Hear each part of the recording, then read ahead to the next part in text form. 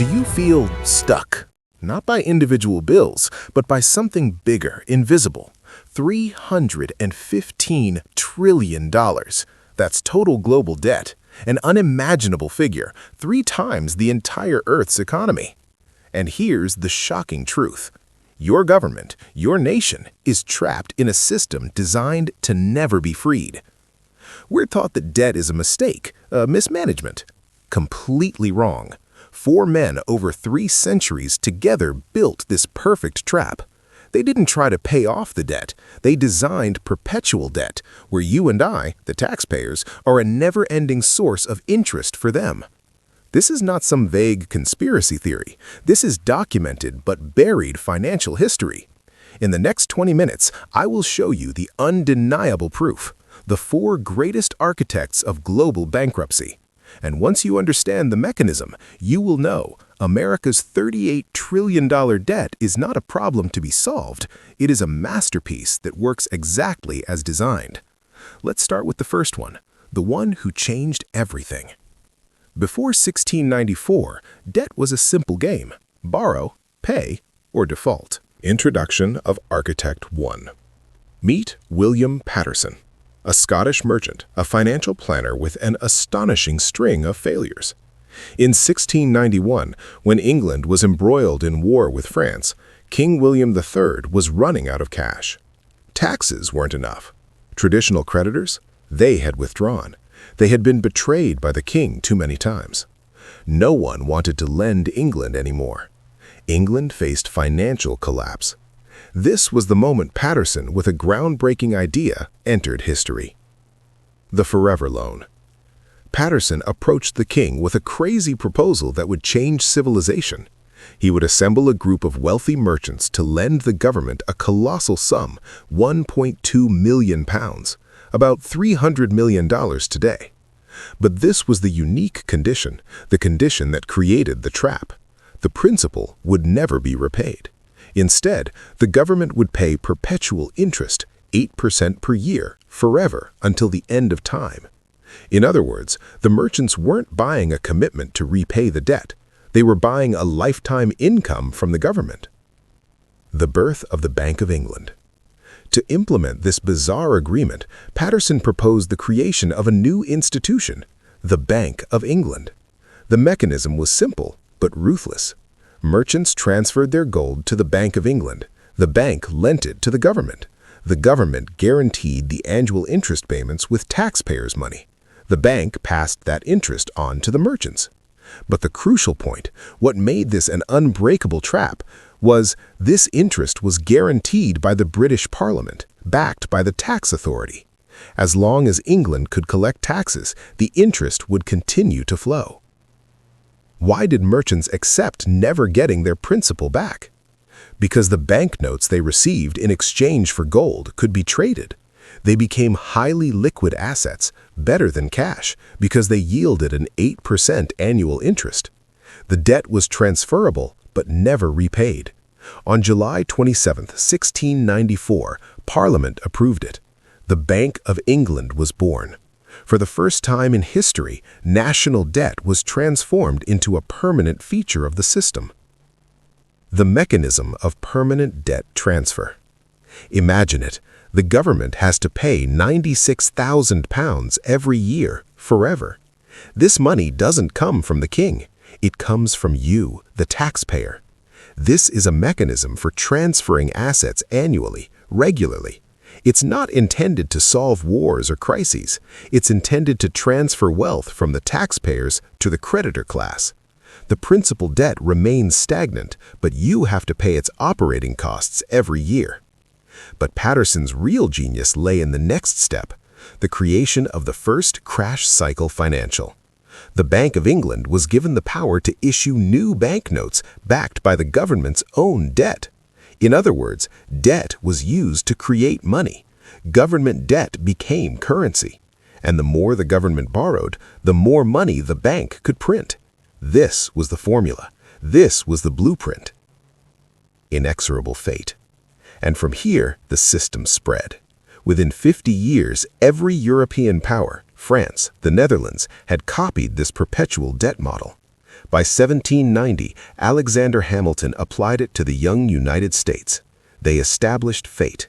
Debt is created to create money, and interest is created to transfer wealth. Taxpayers pay for a debt that never disappears.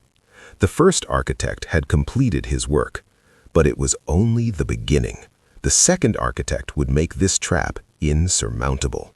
At the end of the 18th century, thanks to William Paterson, national debt became permanent and created money. But it still had a fatal flaw. If a nation defaulted, only a small group of creditors were affected. That was still risky. There needed to be a mechanism to make default a systemic suicide. And that's where the second architect came in. Introduction to Rothschild. Meet Nathan Rothschild, one of the 5 sons of the legendary banking family. Nathan didn't just trade money, he traded debt. He took Paterson's ideas to industrial heights. The Napoleonic Wars were his golden opportunity. He financed Britain against France, but the way he worked reshaped global finance. The first mechanism, internationalization of debt. Rothschild's first major innovation, he didn't just sell British bonds to the British aristocracy, he sold British bonds to the French elite, French bonds to the British aristocracy, and Austrian bonds to Prussian investors. He created a complex, intricate, and cross-border debt network. In this way, he blurred the lines between friends and enemies in the financial markets. Second innovation, making debt constantly traded. Rothschild didn't want bonds sitting idle in a vault. He wanted them to be traded constantly, daily across borders. He used his own network of messengers, pigeons, and fast ships to get market information faster than any government. When he bought a country's debt, it was quickly broken down and resold to hundreds, even thousands of small and large investors across Europe. He turned debt into a quickly and easily tradable commodity. The impossible point of default. Think about the consequences. If Britain defaults at this point, it's not just British bankers who will suffer. The entire financial network and the elites in Paris, Vienna, and Berlin will be wiped out. Default is no longer a problem for one country. It becomes a systemic catastrophe, capable of causing deflation and market collapse everywhere. Rothschild planted a time bomb in the global economy. Whichever country defaults will drag the whole world down with it. Role in the Battle of Waterloo, secret. The legend says that Rothschild made a fortune by knowing the outcome of the Battle of Waterloo beforehand. The truth is more complex. Regardless of who won, Rothschild won. He bet on both sides. But the real lesson is, when the war ended, instead of reducing debt, nations borrowed even more to rebuild and pay interest on war debts. Rothschild's debt network grew stronger than ever. Summary of Rothschild. So, what was Nathan Rothschild's job? He took Paterson's perpetual debt and turned it into a self-protective global network.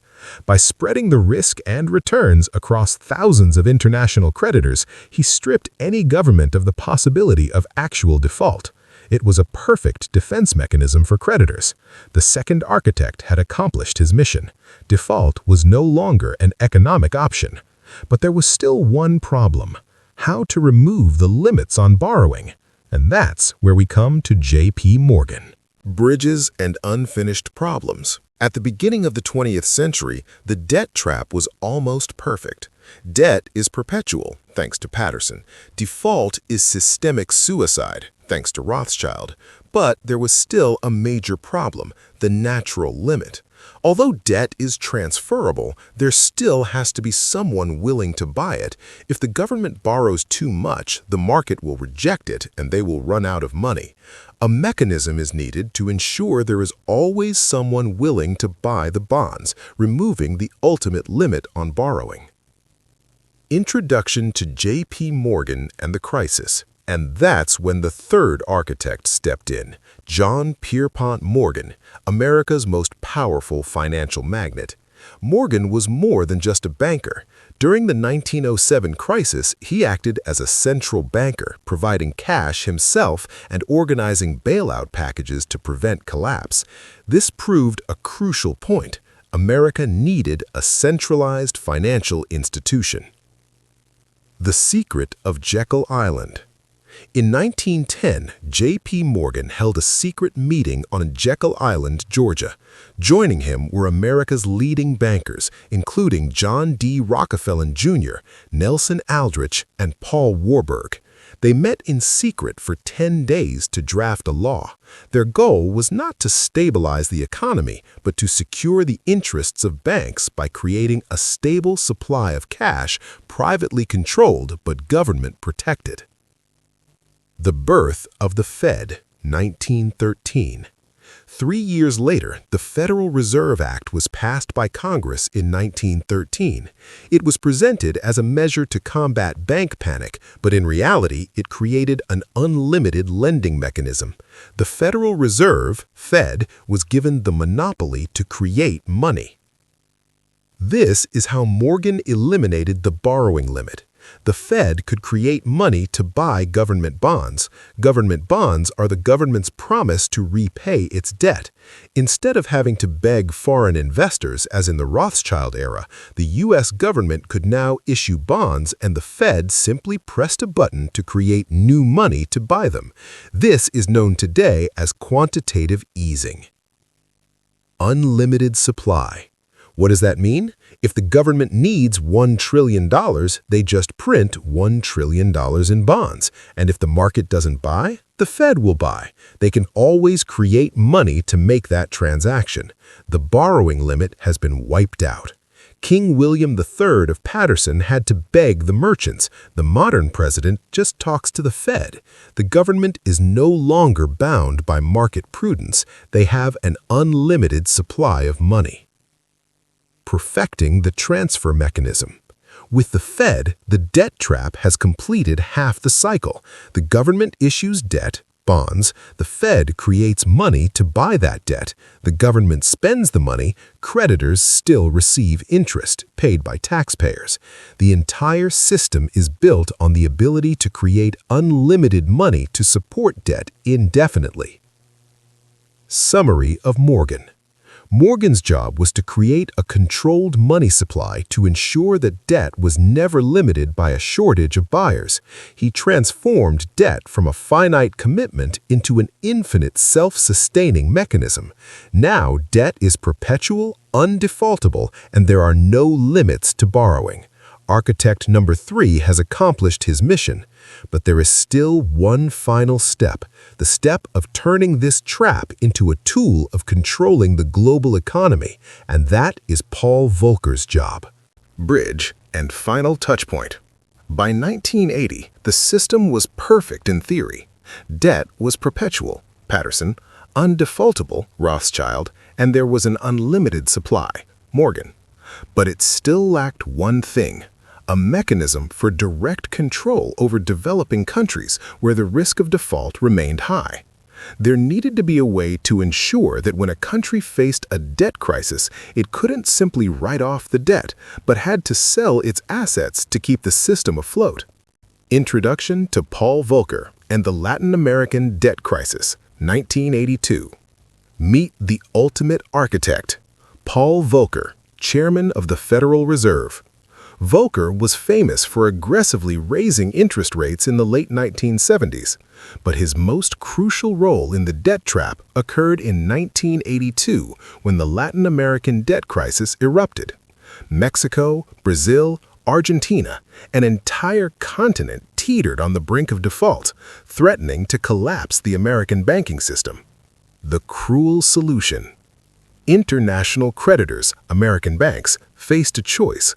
Either write off the debt and lose billions of dollars, or find ways to add fuel to the fire. Under Volcker's leadership, the solution was the IMF, International Monetary Fund, and the World Bank would intervene. IMF mechanism, restructuring and control. This is the cruel genius of this move. The IMF doesn't write off debt. They give indebted countries a new loan so they can pay the interest on the old debt. The principle remains. The debt trap is only tightened. In exchange for this loan, countries must accept the structural adjustment programs. They are forced to 1. privatize vital national assets, electricity, oil, media, selling them at rock-bottom prices to Western corporations. 2. Cut social spending, education, healthcare. 3. Open markets and remove trade barriers. In other words, to avoid default and being dragged down by the Rothschilds, countries must sacrifice their sovereignty, their economy. Debt becomes leverage. Under Volcker, debt was no longer just a financial transaction. It became a powerful tool of geopolitical control.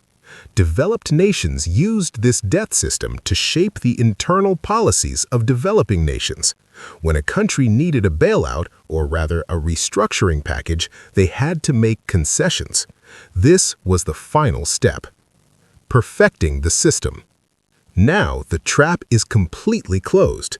Perpetual debt guarantees a steady stream of income. The Rothschild network ensures default is impossible. Morgan's Fed guarantees unlimited funds for debt. And Volcker's IMF ensures that when a crisis occurs, instead of escaping, nations must sacrifice their assets and sovereignty to continue paying interest on a debt that never disappears. Summary and consequences. This is not a lucky cycle. This is a masterful design. This debt system acts like a giant pump, constantly transferring wealth from taxpayers worldwide to a small group of global financial institutions. That's why $315 trillion is not a number to settle. It's the greatest wealth transfer mechanism in history, and you are trapped in it. There's no escape.